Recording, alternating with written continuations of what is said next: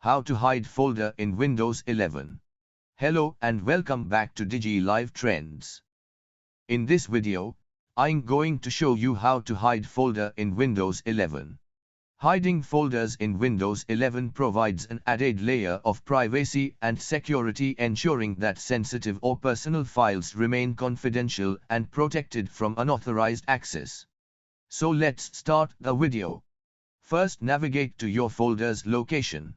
Now right-click on the folder that you want to hide and select Properties from the context menu. In the Properties window you will see several tabs. Then look for the Attribute section. Here you will see a checkbox labeled Hidden. Check this box by clicking on it. Once you have checked the hidden box, click on Apply button and then click OK. You can see the folder is hidden.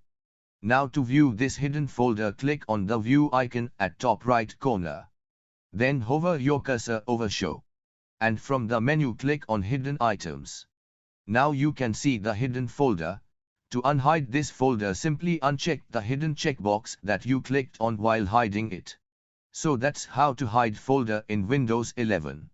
So guys, if you enjoyed this video, please hit like and subscribe to our channel. Thank you for watching. See you soon in the next one. Take care. Bye bye.